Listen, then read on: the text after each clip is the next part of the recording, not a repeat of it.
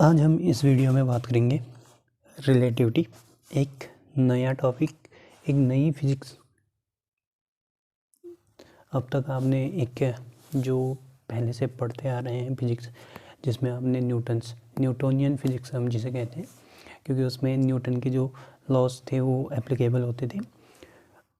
पर यहाँ से अब जो न्यूटन्स के लॉ होंगे वो एप्लीकेबल नहीं होंगे, क्योंकि जो न्यूटन्स के लॉ होते हैं वो केवल उन बॉडीज़ के लिए होता है जिनकी speed is comparable to the light. किसके इक्वल, किससे कम, जो लाइट की स्पीड से बहुत कम होते हैं, तो उनके लिए न्यूटन्स लॉ एप्लीकेबल होते हैं। बट यहाँ कोई ऐसे ऑब्जेक्ट या ऐसी बॉडी जो कंपेरेबल टू द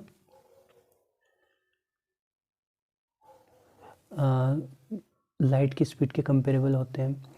लाइट की स्पीड 3 × 10⁸ मीटर पर सेकेंड, बट एक्चुअली 10⁸ तो नहीं पहुँचेंगे, लेकिन समथिंग 2.9 इंटू 10⁻7 कहें या 6 कहें, या मैक्सिमम हो सकता है तो 10⁸ हो सकती है, लेकिन पॉइंट पे आपका 3 से कम रहेगा।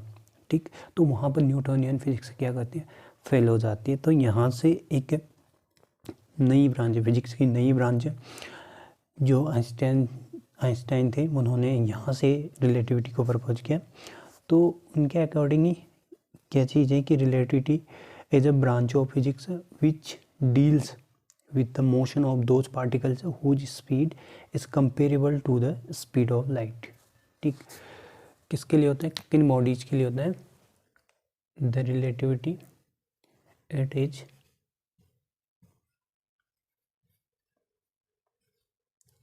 applicable for all those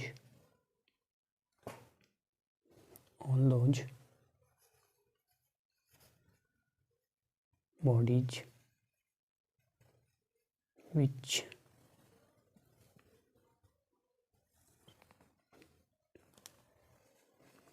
whose speed is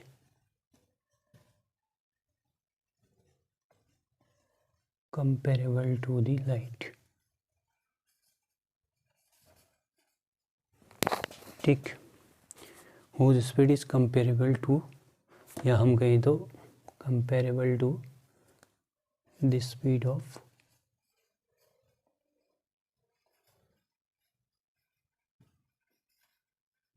light. ठीक, तो यहाँ पर क्या कहा कि it is applicable for all those bodies, या फिर relativity and the new branch of, या फिर हम कहें तो new branch of physics which is called relativity. Relativity को इस प्रकार डिफाइन किया गया है कि relativity is a branch of physics which deals with the motion, या फिर applicable for all those bodies या particles whose speed is comparable to the speed of light. तो स्पीड ऑफ लाइट के इक्वल जिन बॉडीज़ के comparable जिन bodies की speed होगी, तो उनके लिए हम रिलेटिविटी ही यूज़ करेंगे। न्यूटोनियन फिजिक्स नहीं लगेगी, हाँ, जो न्यूटन्स के लॉ थे जितने भी यहाँ पर एप्लीकेबल नहीं होंगे, क्योंकि वो स्पीड ऑफ लाइट की स्पीड से कम स्पीड पर जो ट्रेवल करते हैं उन पार्टिकल्स के लिए वो होता है। ठीक, तो यहाँ पर केवल comparable to the speed of light. ठीक, ये तो होगी रिलेटिविटी। इसमें एक टॉपिक का फिर हम बढ़ेंगे। ठीक, तो इसको मैं इरेज कर देता हूँ, फिर हम, ये आपको समझ आ गया होगा रिलेटिविटी, हम इसका बेसिक जो क्या था, किस लिए ये हम पढ़ते हैं, तो ये समझ आ गया होगा। तो इसके बाद हम फ्रेम ऑफ रेफरेंस देखेंगे। ठीक, तो यहाँ आता है क्या,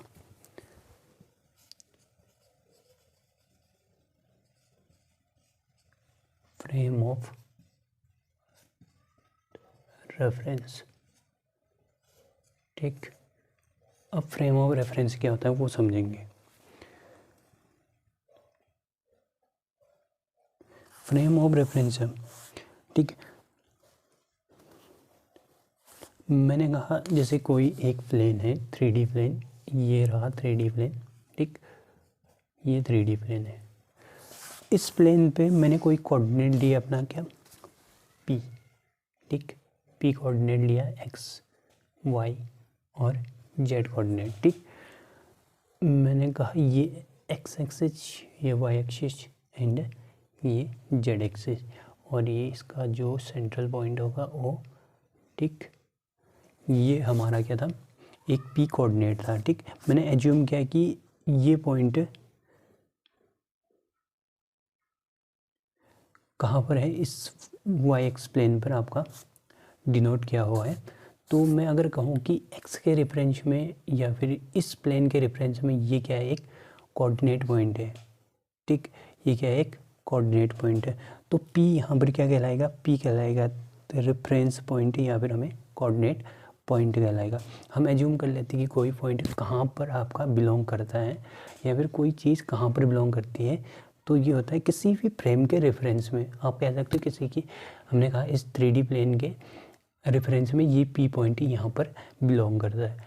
तो एक्चुअली हम किसी भी पार्टिकल्स या फिर किसी भी ऑब्जेक्ट का रेफरेंस देखेंगे कि वो किसके सापेक्ष कहाँ बिलोंग करता है, टाइम के सापेक्ष वो किस टाइम के सापेक्ष वो टाइम के रिस्पेक्ट में वो कहाँ बिलोंग करता है, कैसे बिलोंग करता है। तो ये वाली चीज़ें यहाँ पर आपको फ्रेम ऑफ रेफरेंस में देखने को मिलेगा। तो ये था इसका फ्रेम ऑफ रेफरेंस। अब फ्रेम ऑफ रेफरेंस दो टाइप के होते हैं, दो टाइप के फ्रेम ऑफ रेफरेंस हम पढ़ते हैं। तो पहला होता है, ठीक,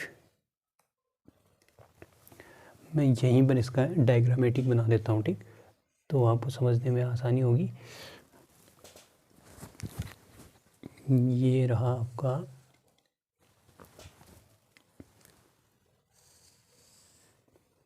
ठीक, दो पार्ट में आपको इसको डिवाइड करना है।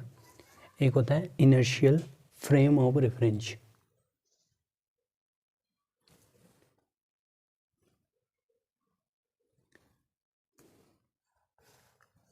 यहाँ पर क्या हो जाएगा, inertial frame of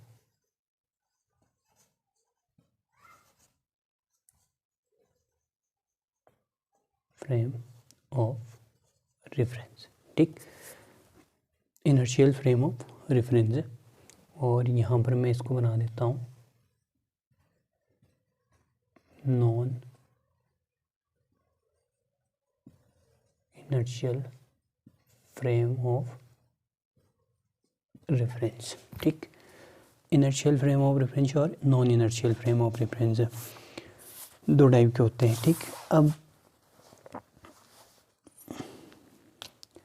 inertial frame of reference और non inertial frame of reference, अगर मैं बेसिक लैंग्वेज में कहूँ तो इनर्शियल फ्रेम ऑफ रेफरेंस वो होते हैं जिनमें न्यूटन्स लॉ एप्लीकेबल होते हैं, ठीक। बेसिक रूप में अगर मैं कहूँ तो आप लिख सकते हो कि all those reference on which Newton's laws are applicable, ठीक। ये न्यूटन्स लॉ को ओबे करेगा, लेकिन ये न्यूटन्स लॉ को ओबे नहीं करेगा। तो ये नॉन इनर्शियल और ये इनर्शियल फ्रेम ऑफ रेफरेंस। और फिर अगर यहाँ पर आप देख रहे होंगे कि इसके जो इनर्शियल में है इनर्शिया टाइप दिख रहा होगा, नॉन इनर्शियल में इनर्शिया टाइप दिख रहा होगा, ठीक। तो यहाँ पर जो नई डेफिनेशन में बनाऊंगा वो भी होता है तो किस पर, न्यूटन्स के लॉ पे बेस्ड होगा, लेकिन मैं एक पर्टिकुलर लॉ हमने इनर्शिया वाला पढ़ा होगा, ठीक, तो उसके बेस पर कहूँ तो any frame of reference on which Newton's law of inertia hold, ठीक है, Newton's law of inertia hold करेगा। बात वही है कि न्यूटन्स लॉ एप्लीकेबल होगा। इसने कहा है कि Newton's law of inertia hold is called the inertial frame of reference. मैं यहाँ भी लिख देता हूँ,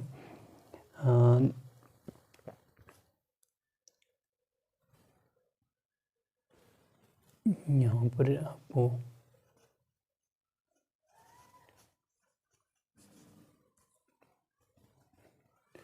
सॉरी इसी के नीचे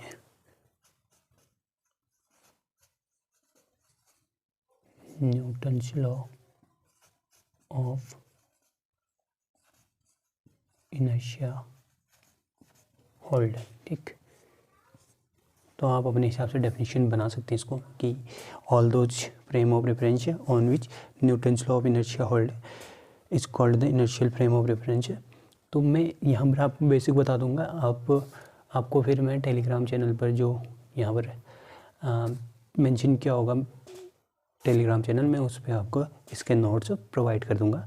तो आप केवल यहाँ पर समझने के लिए इसको, ड्यू टू सम रीज़न यहाँ पर उतना खास एडजस्टमेंट नहीं है, तो केवल इसका बेसिक ही हम यहाँ पर देखेंगे और आप नोट्स से उसको उतार सकते हैं और आपको वहाँ से पढ़ने में हेल्प होगी।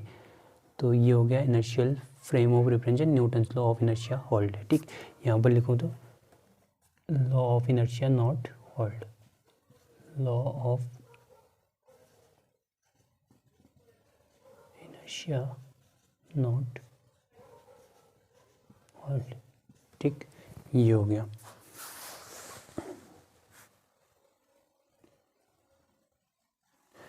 और इस वाली इनर्शियल फ्रेम ऑफ रेफरेंस में क्या होगा ना, अगर इनर्शिया क्या कहता है कि कोई ऑब्जेक्ट मोशन में दिख रहा है, सॉरी कोई ऑब्जेक्ट वो मोशन में है तो मोशन में ही रहेगा जब तक कि उस पर कोई भी हम फोर्स अप्लाई ना करें और उसको रेस्ट में न लाएं। ठीक, या फिर कोई रेस्ट में ही रहेगा तब तक कि जब तक हम उस पर कोई फोर्स लगाकर उसको मोशन में न लाएं। ठीक, इनर्शिया होता ही क्या है, इनर्शिया एक ऐसा इंसान मानो जो एक लेज़ी पर्सन मानो। ठीक, उसको जब तक उसको फोर्स न लगे तब तक वो कोई काम नहीं करेगा। तो इनर्शिया भी वही चीज़ होती है, जब तक उस पर फोर्स न लगेगा तब तक वो अपना डिस्प्लेसमेंट या फिर अपना प्लेस चेंज नहीं करेगा।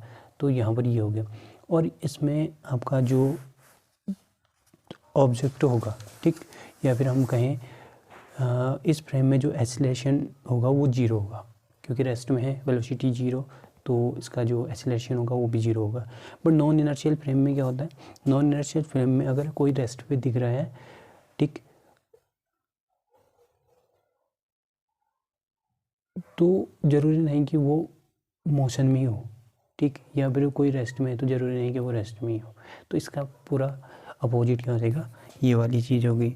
ठीक, तो इसमें एक एक्सीलरेशन होता है, इसमें एक्सीलरेशन होगा लेकिन इसमें एक्सीलरेशन जीरो होगा। ठीक, जो हमारी अर्थ होती है, ठीक, जो हमारी पृथ्वी होती है वो हमेशा नॉन इनर्शियल फ्रेम की तरह कार्य करती है। ठीक, नॉन इनर्शियल फ्रेम होता है वो, क्योंकि उसमें एक्सीलरेशन होता है। ठीक, वो हमें लगता है ना कि पृथ्वी तो घूम नहीं रही, लेकिन वो घूम रही होती है वास्तव में ना, तभी हम चल पा रहे होते हैं। तो पृथ्वी क्या है कि नॉन इनर्शियल फ्रेम।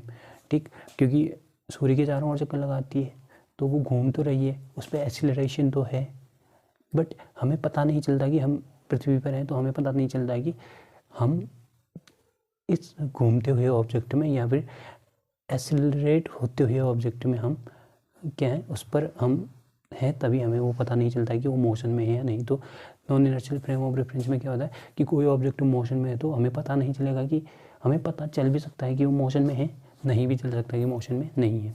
ठीक, या फिर कोई रेस्ट में है या फिर रेस्ट में नहीं है, इसका कोई हम डिफाइन नहीं कर सकते, तो वो non inertial frame of reference होगा और इसमें एक्सीलरेशन होगा। ठीक, तो ये था relativity frame of reference, inertial frame of reference, non inertial frame of reference. इसके बाद हम गैलीलियन ट्रांसफॉर्मेशन पढ़ेंगे, फिर लॉरेंज ट्रांसफॉर्मेशन, फिर रिलेटिविटी का जो बेसिक रूल्स थे वो आएंगे, और उसके बाद टाइम डायलेशन होगा, और उसके बाद सबका फेवरेट रिलेटिविस्टिक मास या इक्विवेलेंट मास, ये वाली चीज़ें इक्वल टू mc²। तो ये आगे देखेंगे। तब तक non inertial frame of reference तक के जो नोट्स होंगे या PDF होगी मैं आपको टेलीग्राम चैनल पर शेयर कर दूंगा, तो आपको टेलीग्राम चैनल पर जुड़ना है। और जो भी इस वीडियो में नए हैं या फिर जो पुराने हैं जिन्होंने चैनल को सब्सक्राइब नहीं किया, वो चैनल को सब्सक्राइब करें और लाइक करें वीडियो को। कमेंट भी छोड़ सकते हैं आप अपना कि कौन से टॉपिक पर, या फिर आप चाहे तो किसी भी केमिस्ट्री, मैथ या फिजिक्स या फिर किसी अन्य, जैसे बीटेक में आपका कैलकुलस का पेपर होता है, तो उसमें भी आपके कुछ टॉपिक ऐसे होते हैं जो हमारे से रिलेटेड होते हैं, तो मैं उस पर भी वीडियो बना दूंगा। अगर आप चाहते हैं उस पर वीडियो तो आप कमेंट कर सकते हैं। तो बाकी अगले वीडियो में देखेंगे, तब तक के लिए यहाँ तक का आप तैयार कर लें।